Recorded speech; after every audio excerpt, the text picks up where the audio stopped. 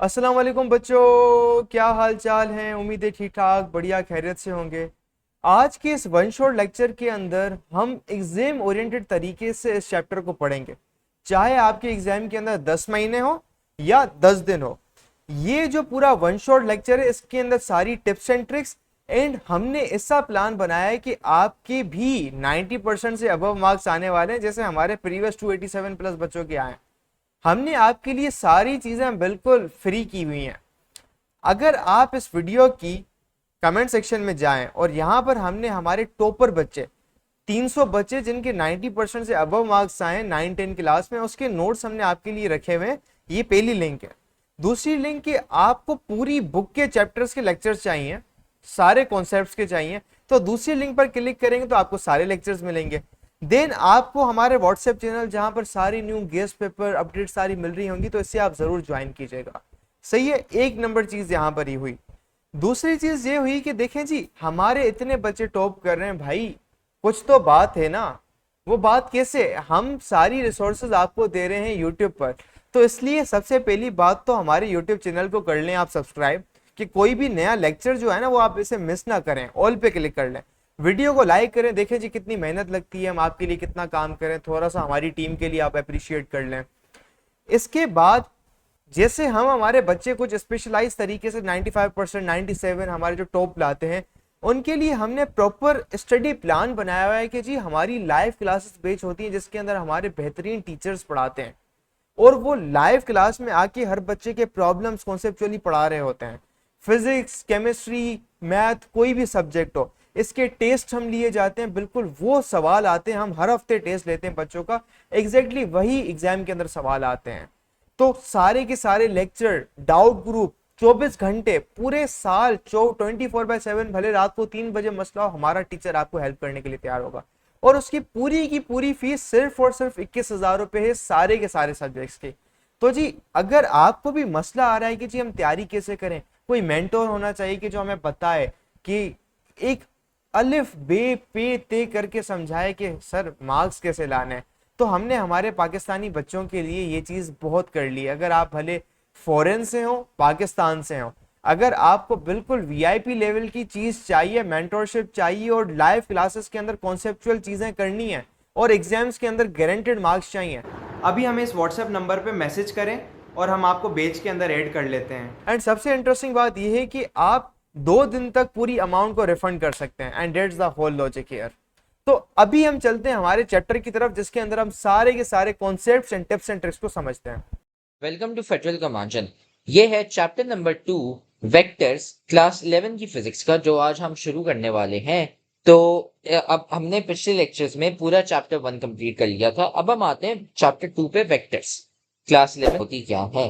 तो यार अगर मैं सच्ची बात बताऊं तो यार यहाँ पे ये जो एरिया ना, यहाँ पे ये जो पूरा पैराग्राफ दिया हुआ है, यहाँ पे ना लंबी की गई है। मैं आपको शॉर्ट में बताता हूँ कि यार चल क्या रहा है, वेक्टर्स होते क्या है, और है ना इसको आप है ना छोड़ सकते हैं अभी फिलहाल। अब मैं बताता हूँ यार वेक्टर होता क्या है।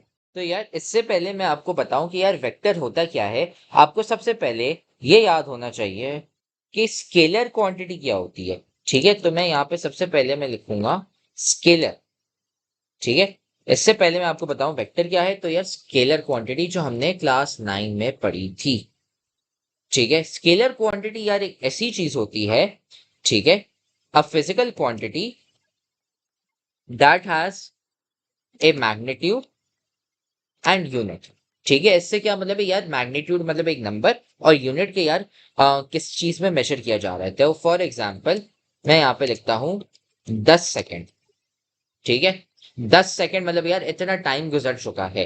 ठीक है, उसके अलावा अगर मैं कहता हूँ लेट्स से एक बंदे का जो वेट है या मास है जो 70 kg।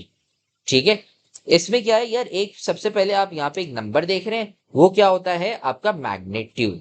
ठीक है, ये जो नंबर है ये आपका मैग्नीट्यूड है। फिर इसके साथ यार हम यहाँ पे केजी लगा रहे हैं, सेकंड लगा रहे हैं, मीटर भी लगा सकते हैं, एम्पेयर भी लगा सकते हैं, बहुत सारी चीजें लगा सकते हैं।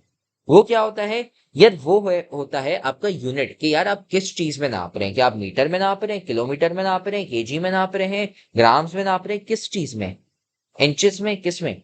तो वो है ना हमारे यूनिट बताता है। ठीक है, फिर आती है वेक्टर क्वांटिटी। यार वेक्टर क्वांटिटी क्या होती है? यार ये एक ऐसी फिजिकल क्वांटिटी होती है दैट हैज अ मैग्नीट्यूड, ठीक है, मैग्नीट्यूड भी है, उसके अलावा यूनिट भी है, लेकिन इन दोनों के साथ साथ डायरेक्शन भी है, ठीक है। डायरेक्शन से क्या मतलब यार, ये हमने पढ़ा था क्लास 9 में, लेकिन अभी मैं थोड़ा सा है ना शॉर्ट में रिव्यू दे देता हूँ। यार मैं आपको कहता हूँ कि यार आप है ना, सबसे पहले अगर मैं स्केलर क्वांटिटी में कहता हूँ कि यार कराची से हैदराबाद कितना डिस्टेंस है, तो मैं कहता हूँ कि यार 200 किलोमीटर है, ठीक है। 200 किलोमीटर एक स्केलर क्वांटिटी है। लेकिन यार मैं अभी आपको कहता हूं कि यार आप है ना 15 किलोमीटर ईस्ट जाओ। इसका क्या मतलब है यार, आप 15 किलोमीटर अपने सीधे हाथ की तरफ ही जाओ, 15 किलोमीटर आप उसी तरफ जाओ। या फिर इसकी जगह मैं कहता हूं कि यार आप है ना 2 किलोमीटर साउथ चले जाओ। साउथ का मतलब पीछे, पीछे की तरफ 2 किलोमीटर पीछे चले जाओ। या फिर मैं कहता हूं आप कहते हैं 5 इंचेस है ना फ्रंट, मतलब आगे है ना 5 इंच चल लो। इसका क्या है यार, इसमें वापसी हमारे ये मैग्नीट्यूड यूनिट आ गया, लेकिन यार अब हम डायरेक्शन बता रहे हैं। डायरेक्शन से मुराद यार अब किस दिशा में जा रहे हो, किस तरफ जा रहे हो, हमें वो जगह बतानी है, दिशा बतानी है कि यार किस तरफ जा रहे हैं हम, ठीक है। तो ये होती है हमारी वेक्टर क्वांटिटी। अब यार वेक्टर क्वांटिटी को हम रिप्रेजेंट कैसे करते हैं? रिप्रेजेंट से मुराद यार कि हम दिखाते कैसे हैं डायग्राम में। तो बहुत आसान है। आपने ये किया कि यार मैं इधर खड़ा हुआ हूं, ठीक है। लेट से मैंने बोला मैं यहाँ पे खड़ा हुआ हूं, और मैंने बोला कि यार आप है ना 8 किलोमीटर टुवर्ड्स द ईस्ट जाओ। तो मैं यहाँ से करूंगा, ये एक एरो बनाऊंगा यहाँ पे, ठीक है, और मैं इसके ऊपर लिख लूंगा 8 किलोमीटर, ठीक है। उसके साथ आप ईस्ट लिखना चाहे तो भले। तो इससे क्या हो रहा है यार, मैं ये कह रहा हूं कि यार आप अपने सीधे हाथ की तरफ जाओ, ठीक है। कितना? 8 किलोमीटर। बस ये ऐसे हम है ना वेक्टर को दिखाते हैं, और वही चीज है ना यहाँ पे लिखी हुई है ग्राफिकली, मतलब डायग्राम में आप कैसे दिखाते हो। एरोहेड और ये सब वगैरह लंबी की हुई गई है, लेकिन मैंने शॉर्ट में आपको बता दिया, ठीक है। यहाँ पे भी लंबी की गई है, ऊपर पढ़ने की कोई जरूरत नहीं है। अब हम आते हैं रेक्टेंगुलर कंपोनेंट्स में। फिर अब हम आते हैं 2.1, rectangular components of a vector. अब ये है ना, इसका अगर मैं सिंपली बताऊं रेक्टेंगुलर कंपोनेंट्स का मतलब क्या है कि यार आप एक वेक्टर है ना, उसको आप तोड़ रहे हो। तोड़ने से क्या मुराद, मैं आपको है ना एक डायग्राम दिखाता हूँ, ठीक है, और उसमें है ना मैं आपको कहता हूँ अब डायग्राम और रेक्टेंगुलर कंपोनेंट से मेरा मतलब क्या है। तो बहुत आसान है, समझे। मैं आपको कहता हूँ कि यार आप इस डायरेक्शन में ऐसे यूं जाओ, मतलब अपने नॉर्थ ईस्ट की तरफ जाओ, ठीक है। तो यार अब आपके पास है कि यार समझे ये कराची है यहाँ पे, ठीक है। तो समझे यार ये है ना यहाँ पे कराची हो गया आपका, और उधर से अगर आप नॉर्थ ईस्ट जाते हैं तो यहाँ पे जो है इस साइड पे आ जाता है आपका यहाँ पे हैदराबाद। तो समझे हम कराची से हैदराबाद जा रहे हैं और हमें इस डायरेक्शन में जाना है। अब यार मैं कराची से हैदराबाद कैसे जाऊं? तो यार मैं एक है ना एक सिंपल तरीका बताता हूँ कि यार एक है कि यार आप ऐसे यूं सीधे चले जाओ डायरेक्ट, ये एक तरीका है। लेकिन यार एक और तरीका भी है। एक और तरीका क्या है यार, मैं है ना ऐसे जाने की जगह डायरेक्ट, ठीक है, मैं ये करता हूँ कि मैं पहले ऊपर चले जाता हूँ, ठीक है।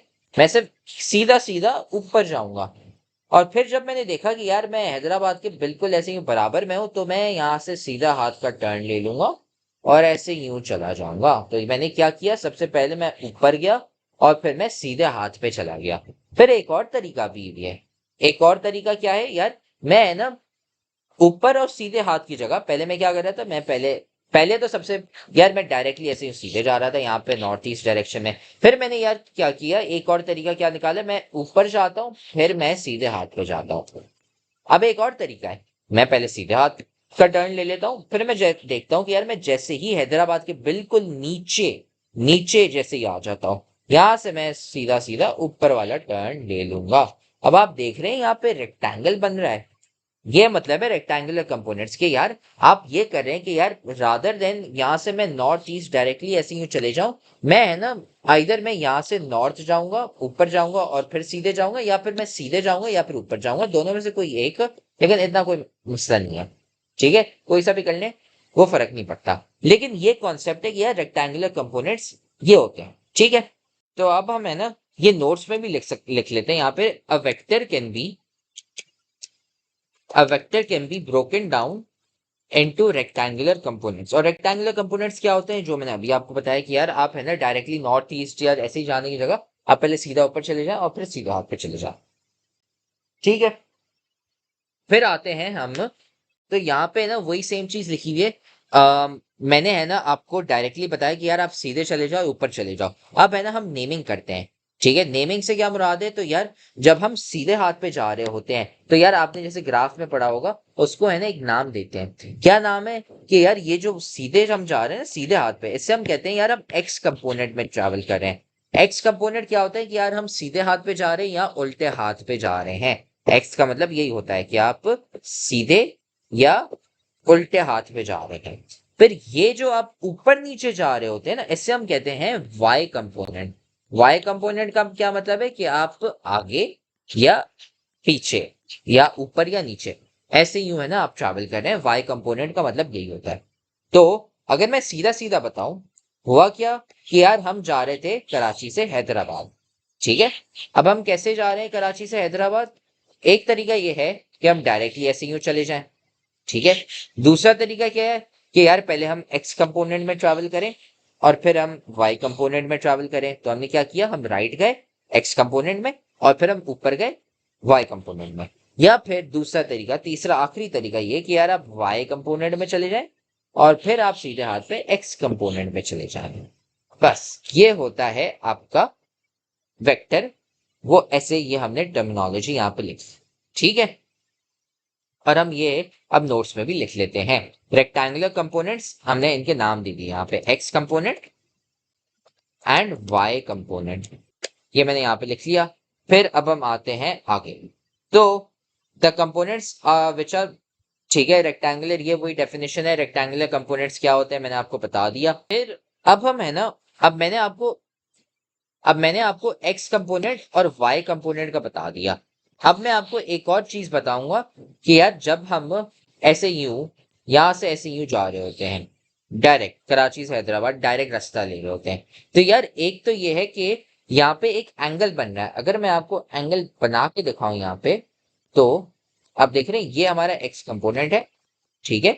एक्स कंपोनेंट के साथ इस जगह पर एक एंगल बन रहा है थीटा, ठीक है। ये एक और चीज है जो आपको पता होनी चाहिए कि यार यहाँ पे एक एंगल बन रहा है एक्स कंपोनेंट के साथ। ये बहुत काम का है। क्यों काम का है वो जब आगे सवाल करेंगे तो आपको पता चल जाएगा। लेकिन अभी फिलहाल यार ये वाला जो पैराग्राफ जो यहाँ पे है ना, इसमें यही चीजें लिखी गई हैं जो मैंने आपको बताया। एक थीटा बन रहा है विद हॉरिजॉन्टल मतलब वही एक्स कंपोनेंट, और आप है ना ये है ना लिख सकते हैं यहाँ पे, ठीक है। भाई ये लेक्चर तो तुम बहुत मजे से देख रहे हो, लेकिन तुम्हें पता है कि लेक्चर देखने से खाली 90% मार्क्स नहीं आ जाते। असल में भाई मार्क्स कैसे आते हैं, तो भाई ये लेक्चर देखने के बाद आपने नोट्स खुद के बनाने होते हैं और फिर साथ में आपने प्रैक्टिस भी करने होते हैं सवाल। भाई ये हमारा फेवरेट कोट है, 90% marks don't come from just hard work, they come from consistency, smart strategy and proper revision. भाई स्मार्ट तरीके से पढ़ो। स्मार्ट तरीका ये हमने आपको बताया हुआ है, तो साथ में हम आपको तरीका भी नहीं बता रहे, साथ में हम आपको दे रहे हैं भाई नोट्स। जाओ कमेंट सेक्शन में, नोट्स में से आपको मिल जाएंगे भाई उन बच्चों के नोट्स। 300 बच्चे थे जिनके 90% ज्यादा मार्क्स आए थे, उनके नोट्स वहां पे पड़े हुए। लेकिन साथ में उधर नीचे हमने आपको सवाल भी दिए हुए प्रैक्टिस के लिए। ये यहाँ पे पूरी गूगल शीट पड़ी हुई है भाई, यहाँ से जाके सवाल प्रैक्टिस करो। खाली ऐसा कुछ नहीं होता कि हाँ हम लेक्चर देखेंगे हमारे मार्क्स आ जाएंगे, नहीं भाई, नोट्स पढ़ने होते हैं और साथ में इनकी प्रैक्टिस भी करनी होती है सवालों की। और यहाँ पे थोड़ी सी इक्वेशंस दी हुई है, इनका आप ख्याल करें कि क्या लिखा हुआ है यहाँ पे। तो सबसे पहले ये याद रखें कि ये वेक्टर्स हैं, ठीक है। ये याद रखें कि ये जो चीजें यहाँ पे दी हुई हैं ये वेक्टर्स हैं। बाय वेक्टर्स आई मीन ये डिस्टेंस नहीं है। मतलब अगर मैं यहाँ पे 5 किलोमीटर लिख लूँ, यहाँ पे 6 किलोमीटर लिख लूँ, तो मैं इसको 11 किलोमीटर नहीं कह सकता, उस पे आपका पाइथागोरस थ्योरम लगेगा। इसका ख्याल रखें ये वेक्टर्स हैं। वेक्टर्स क्या मतलब है कि यार मैं एक्स में कितना ट्रैवल कर रहा हूँ, वाई में कितना ट्रैवल कर रहा हूँ। तो यार ये जो मेरा है इसमें मैं लेट्स से 6 और 0 ट्रैवल कर रहा हूँ और यहाँ पे मैं ट्रैवल कर रहा हूँ 0 एंड 5। तब आप इसको ऐड करके 6 और 5 लिख सकते हैं, ठीक है। तो ये वेक्टर्स होते हैं, बस ख्याल रखिएगा वेक्टर्स में इसको आप है ना डिस्टेंस के साथ मिक्स ना कर दें, ठीक है। तो हमने क्या कर दिया यार, ये हमने a is equal to A X plus A Y लिख लिया, तो हमने ये क्या किया कि यार मेरा जो ए एक्स है वो वेक्टर है, उसको मैंने क्या लिख लिया कि यार वो मेरा सीधे हाथ पे 6 यूनिट जा रहा है और ऊपर नीचे नहीं हो रहा, 0 हो रहा है। और जो मेरा y है यार वो आगे पीछे लेफ्ट राइट नहीं हो रहा है लेकिन ऊपर जा रहा है, तो हम इसको +5 कर देते हैं। फिर मेरा जो a है, अगर ये वेक्टर है तो हम इन दोनों को ऐड करेंगे 60 + 05 को, तो यार फिर ये आंसर जो फाइनल है वो 65 बन जाएगा। 65 क्या बता रहा है कि यार मेरा जो ये वेक्टर है ना a, ये वाला वेक्टर, ये 6 यूनिट्स ऐसे यूं जा रहा है और 5 यूनिट्स ऐसे यूं जा रहा है। याद रखें ये वेक्टर है, ये पूरी चीज वेक्टर है, ये डिस्टेंस नहीं है। डिस्टेंस हुआ तो यहाँ पे पाइथागोरस थ्योरम लगेगा, तो ख्याल रखिए इसका, ठीक है। बस ये चीज है ना यहाँ पे लिखी गई है। और जो आई है और जे है, इसको आप समझे, आई और जे का मतलब है 1, ठीक है, ये मतलब लेफ्ट राइट डायरेक्शन में 1 यूनिट। फिर आ गया rectangular components of a vector in order to find the magnitude. अब यहाँ पे है ना साइन थीटा, कॉस थीटा, इन सब के फॉर्मूला दिए हुए हैं। तो यार सबसे पहले मैं आपको बताना चाहता हूँ कि यार साइन थीटा कॉस थीटा कहाँ से आए। तो सबसे पहले हम एक ट्राइंगल बनाएंगे, ठीक है, और उस ट्राइंगल में हम ये करेंगे कि हम इस साइड को हम x लेबल करेंगे, इस साइड को हम y लेबल करेंगे क्योंकि ये हमारे x और y कंपोनेंट्स हैं, और इस साइड को हम a लेबल कर देते हैं।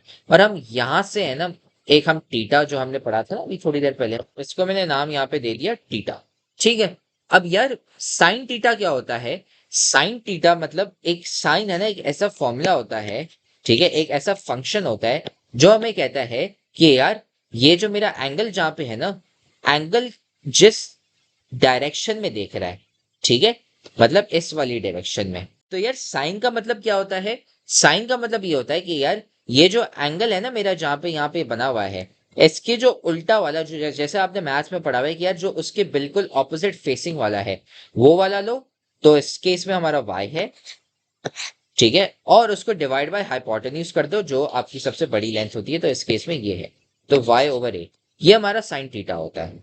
फिर हमारा कॉस थीटा आता है। कॉस थीटा में क्या होता है कि यार कॉस थीटा में आप ये वाला लेते हो, ठीक है, ये x है हमारा, x हम लोग पास वाला लेते हैं इधर से, ठीक है, तो ये हमारा पास वाला जो है बिल्कुल एडजेसेंट जो कहते हैं वो हम लेंगे, तो x हो गया हमारा, और इसको डिवाइड बाय हमने हाइपोटेन्यूज वापसी कर दिया तो a हो गया, ठीक है। ये होता है हमारा कॉस थीटा और साइन थीटा। अगर हम लेट्स से थीटा की जगह अगर हम कहते हैं कि यार हम एंगल है ना, अब थीटा की जगह हम यहाँ पे एक और एंगल लेते हैं यहाँ पे, ठीक है, थीटा की जगह हम यहाँ पे अब फाइव ले लेते हैं, ठीक है, तो हम साइन ऑफ 5 करते हैं। साइन ऑफ 5 में क्या होगा कि यार इसके ऑपोजिट वाला जो है, हमें साइन में हमेशा उल्टी जगह वाला जो ऑपोजिट बिल्कुल उसके सामने वाला जो है वो लेना है। उसके सामने कौन सा है? एक्स, हम वो ले लेंगे, और हाइपोटेन्यूज हमारा वही सेम रहेगा, हाइपोटेन्यूज कभी चेंज नहीं होता। फिर कॉस ऑफ 5 में क्या है कि यार अब एडजेसेंट जो सबसे पास वाले जो है, तो इस 5 के पास वाले जो कौन सा है? y कंपोनेंट है, तो हम y लेंगे और डिवाइड बाय हाइपोटेन्यूज कर देंगे। ये आपको पता होना चाहिए क्योंकि ये आपने मैथ्स में पढ़ा था आपकी क्लास 9 और 10 में, ठीक है। ये मैंने यहाँ पे रिविजन दे दिया कि यार ये क्या होता है। अब इसका फायदा क्या है यार? इससे है ना फिर हमें आंसर पता चल सकते हैं कि यार हमारा अगर हमें कॉस थीटा दिया हुआ है, हमें ए दिया हुआ है, तो हम y निकाल सकते हैं। अगर ये दिया हुआ है और ये दिया हुआ है तो हम a निकाल सकते हैं। तो ऐसे ही मिक्स में चीजें होती हैं। जब हम सवाल करेंगे तो आपको समझ आ जाएगा कि यार ये किस काम के होते हैं। फिर एक और फॉर्मूला है। क्या फॉर्मूला है कि यार अगर मेरे पास यहाँ पे अम, ये ऐसे ट्राइंगल बना हुआ है, ये हमारा x है, ये हमारा y है और ये a है। अब यहाँ पे डिस्टेंसेस की बात हो रही है, डिस्टेंस, वेक्टर नहीं डिस्टेंस। तो समझे यार x है मेरा, ठीक है, और ये y है मेरा, y कंपोनेंट, और ये डिस्टेंसेस हैं, ठीक है। जैसे आप इसको 10 किलोमीटर कह दें, इसको आप 12 कह दें, और ऐसे ही, ठीक है। ये डिस्टेंसेस हैं, वेक्टर्स नहीं है, ये ख्याल रखें। तो यार जब ये हमारे डिस्टेंसेस होंगे तो यार हमारा जो फॉर्मूला होगा ना डिस्टेंसेस का, वो है a² = x² + y²। इसका क्या मतलब है कि यार समझे x है मेरा, वो है 3, ठीक है, तो मैंने 3 ले लिया और स्क्वायर कर दिया क्योंकि x² तो 3²। फिर यार y जो मेरा है वो मैंने 4 ले लिया, तो 4²। तो यार ये किसके बराबर होना चाहिए? ये बराबर होना चाहिए हमारा a² के बराबर। अब ए स्क्वायर क्या होता है यार, ए को हमने है ना स्क्वायर रूट कर दिया दोनों साइड पे, और 3 स्क्वायर क्या होता है 9, और 4 स्क्वायर क्या होता है 16। अब 16 और 9 को ऐड करोगे तो हमारे पास आंसर आएगा 25। हमारा जो आंसर है वो हो गया 5। तो ये जो ए है ना हमारा, वो है 5 के बराबर। कब? जब हमारा x 3 होगा और जब y हमारा 4 हो गया। ये जो फॉर्मूला है ना यहाँ पे पाइथागोरस थ्योरम, ये भी आपने पहले पढ़ा होना चाहिए मैथ्स में, लेकिन मैंने फिर भी आपको रिविजन के मोड में बता दिया कि यार a square is equal to x square plus y square हमें क्या बताता है कि यार अगर हमारे पास दो वैल्यूज दी हुई है, समझे हमें एक्स और वाई दिया हुआ है तो हम ए निकाल सकते हैं डायरेक्टली। अगर हमारे पास ए और वाई दिया हुआ है तो हम एक्स निकाल सकते हैं, और अगर ए और एक्स दिया हुआ है तो हम वाई निकाल सकते हैं। ये है हमारा पाइथागोरस थ्योरम। इस ये है ना बहुत काम का है। फिर हम अब आते हैं next tangent theta. Tangent theta में हमेशा ये याद रखें कि यार जो हमने ट्राइंगल बनाया हुआ था ना यहाँ पे, ये हमारा y था और ये हमारा x था और ये हमारा a था। तो यार आपका टेंजेंट थीटा में ये होता है कि हम लेट्स से थीटा हम यहाँ से ले रहे हैं और हम कहते हैं टेंजेंट ऑफ थीटा। ठीक है, टेंजेंट थीटा का क्या मतलब है कि यार हम परपेंडिकुलर मतलब ऑपोजिट, ठीक है, उसके सामने वाला, तो इस एंगल के सामने वाला कौन सा है y, हम उसको लेंगे और उसको हम डिवाइड बाय कौन से कर लेंगे, जो हमारा पास वाला था तो x हो गया, तो हम y डिवाइड बाय x करेंगे। और अगर ये हम थीटा की जगह हम फाई लेते, मतलब ऊपर वाला यहाँ पे हम लेते फाई, तो या फिर हमारा टेंजेंट ऑफ फाई है ना वो हमारा उल्टा हो जाता। कैसे यार, हमारा फाई है उसके सामने क्या है x, तो हम उसको न्यूमरेटर में x डाल देंगे और उसके पास वाला कौन सा है यहाँ पे y, तो हम x डिवाइड बाय y कर देंगे। ये हमारा है टेंजेंट ऑफ फाई। ठीक है, तो ये हमारा फॉर्मूला आ गया टेंजेंट का। तो हमने साइन कॉस टेंजेंट और पाइथागोरस थ्योरम यहाँ पे पढ़ लिया। ठीक है, अब हम आते हैं इन आखिरी दो सवाल पे जो एग्जाम्पल सवाल दिए हैं, और इससे हमारा फिर एक्सरसाइज 2.1 खत्म हो जाएगा। तो यार example 2.1, a peddler is pushing a trolley on a horizontal road with this force making 30 degree with the road. अब हमें find the horizontal and vertical components of the force. तो बहुत आसान है, देखें हमें पता है यार फोर्स 50 न्यूटन्स की यहाँ पे लग रही है ऐसे ही, और हमें ये पता है कि यार एंगल जो यहाँ पे बना रहा है ना ये यहाँ पे 30 डिग्री का एंगल बन रहा है। तो यार ये हो गई हमारी डायग्राम, और हमें पता है कि यार हमें निकालना है x। ठीक है, अब आप याद करें कि यार हमने cos थीटा का क्या फॉर्मूला लिखा था, cos theta is equal two adjacent, मतलब इसके पास वाला ये, तो हमारा x कंपोनेंट हो गया x। ठीक है, और इसको हमने डिवाइड बाय क्या कर दिया, हमने डिवाइड बाय ये फोर्स कर दी, फोर्स हमारी 50 थी तो हमने x डिवाइड बाय 50 कर दिया। अब आप करेंगे ये, सबसे पहले आप cos 30 को सॉल्व करेंगे। जब आप इसको सॉल्व करेंगे तो आपके पास स्क्वायर रूट ऑफ 3/2 फिर मल्टीप्लाई बाय 50 आएगा। तो आप क्या करें, square root of 3 multiply by 50 divide by 2 करें। जब आप इसको सॉल्व करेंगे तो आपका जो आंसर है ना वो आएगा आपका 43.3 न्यूटन। तो यार ये जो मेरा हॉरिजॉन्टल फोर्स है यहाँ पे, ठीक है, यहाँ पे हमारी जो हॉरिजॉन्टल फोर्स लग रही है वो लग रही है कितनी, 43.3 न्यूटन। अब बचा हमारे पास y। अब y को सॉल्व करने के दो तरीके हैं, आइदर आप साइन थीटा लगा ले, जो हमने पढ़ा था साइन थीटा का फॉर्मूला ऑपोजिट, और इसके ऑपोजिट यहाँ पे y ये आता है, एक ये तरीका, और दूसरा है कि आप यहाँ पे पाइथागोरस थ्योरम लगा ले। हम साइन थीटा से पहले प्रैक्टिस कर लेते हैं। तो यार हमने साइन थीटा पढ़ा हुआ है, वो किसके बराबर है, y/a में निकालना है। ठीक है, y हमें निकालना है और a हमें पता है किसके बराबर है 50। तो हम यार y is equal to sine of 30, ठीक है, साइन 30 किसके बराबर होता है, हाफ के बराबर, हाफ मल्टीप्लाई बाय a हमें पता है 50 के बराबर है, तो ये 25 हो जाता है। तो यार ये जो मेरा यहाँ पे जो वर्टिकल कंपोनेंट है y कंपोनेंट, ये 25 न्यूटन है। और आप ये भी कर सकते हैं, आप 43.3 स्क्वायर प्लस 25 स्क्वायर करें और फिर स्क्वायर रूट करें तो आपके पास 50 ही आंसर आएगा। तो ये हमारा आंसर हो जाता है क्वेश्चन नंबर 1 का। तो उम्मीद है आपको लेक्चर यहाँ तक समझ आ गया होगा। एक जो बात है जिसकी वजह से हमारे इतने सारे बच्चों के 90% अबव मार्क्स आते हैं, उनको एक चीज पता होती है, वो होती है एग्जाम के अंदर लिखे कैसे जाते हैं। और ये जो चीज है ना एग्जाम के अंदर लिखना, एग्जाम राइटिंग मेथड सेशन, ये हम हमारी बैच के अंदर करवाते हैं। सही है, बच्चा बैठ के सवाल कर ले, लेक्चर देख ले, कुछ भी कर ले, अगर वो उसको एग्जामिनर अगर उसको लिखना नहीं आता तो एग्जामिनर उसको मार्क्स ही नहीं देगा। तो हम उसको ऐसी टिप्स एंड ट्रिक्स देते हैं, तो भाई एग्जामिनर जो चेक करने वाला है ना वो मार्क्स काट ही नहीं पाएगा। जब काट ही नहीं पाएगा तो आपका तो टॉप बनना पक्का है। तो जी हम हमारी बैच के अंदर बच्चों को ये पूरी चीजें करवाते हैं, हम नोट्स गाइडेंस सारी चीजें A to Z करवा रहे होते हैं। अगर आपको भी ज्वाइन करना है तो आप इस नंबर पर कांटेक्ट करके मैसेज करें और हम आपको बैच के अंदर एनरोल कर लेंगे। इसके अलावा अगर आपको क्या चाहिए, फ्री में नोट्स चाहिए, फ्री का मटेरियल चाहिए, तो यहाँ पर डिस्क्रिप्शन में सारे के सारे लेक्चर्स की लिंक, सारे के सारे नोट्स की लिंक, सारी की सारी चीजों की लिंक्स गिवन है। तब तक के लिए अल्लाह हाफिज, टेक केयर, गुड बाय बच्चों।